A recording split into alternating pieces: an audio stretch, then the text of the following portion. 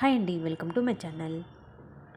Already నేను sari folding part 1 video అయితే ఛానల్లో అప్లోడ్ చేశానండి. ఎవరైనా చూడని వాళ్ళు ఉంటే తప్పకుండా ఛానల్లోకి వెళ్ళి చూడండి. అప్పుడే మీకు చాలా క్లియర్గా అయితే అర్థమవుతుంది. వీడియో లెంత్ ఎక్కువ అవుతుందని చెప్పి నేనైతే పార్ట్ 2 వీడియోగా అప్లోడ్ చేస్తున్నాను.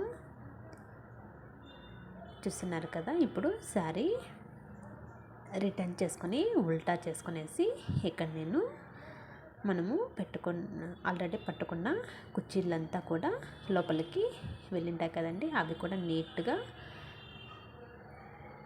అని సరి చేస్తూ ఇలా క్లీన్గా మడతైతే పెట్టుకుంటున్నాను.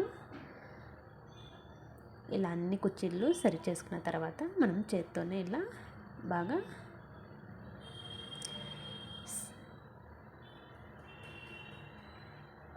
ఇలా తీయడామంటే చాలా చక్కగా మనం ఐరన్ చేసిన విధంగానే వస్తుంది. కట్టు సెరుగు పార్టుని ఫస్ట్ ఒక మడత పెట్టి దాని తర్వాత ఇంకొక ఫోల్డ్ అయితే మనము ఇలా వేసుకోవాలి. దాని తర్వాత కూడా మనము చాలా చక్కగా నీట్గా చేత్తోనే నైస్గా ఇలా ప్రెస్ చేస్తూ ఇప్పుడు ఆల్రెడీ మనము పైట కుర్చీలు అయితే పెట్టుకునేసి పిన్స్ అయితే పెట్టుకున్నాం కదా, ఇక్కడ మనకు చాలా వరకు ఎక్స్ట్రా శారీ అయితే ఎక్స్ట్రా చాలా ఉంటుందండి.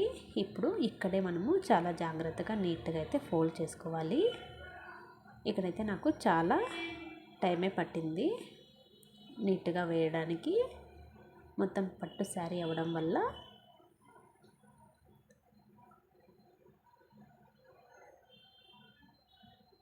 చాలా వరకు తొందరగా అయితే కుదరలేదు.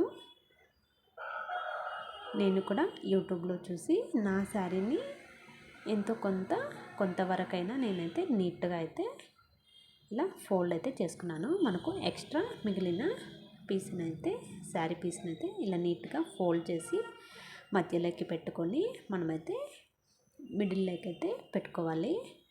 ఎలా వేయాలి అని చెప్పి చాలా వరకు కొంచెం అయితే నేను కన్ఫ్యూజ్ అయితే అయ్యాను. ఫైనల్గా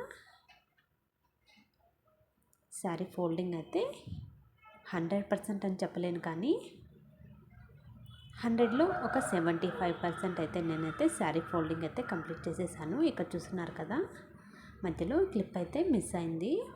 ఇక్కడ వీడియో తీయడానికి ఎవరు లేరు కాబట్టి నాకు నేనుగా ఫోల్డ్ చేసి వీడియో షూట్ చేయడం కష్టమైందండి.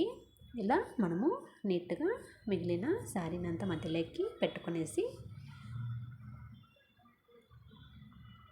ఇలా అటు సైడ్ మిడిల్లోకి ఇటు సైడ్ మిడిల్లోకి పెట్టుకొని మనం శారీని అయితే బయట సెరుగునైతే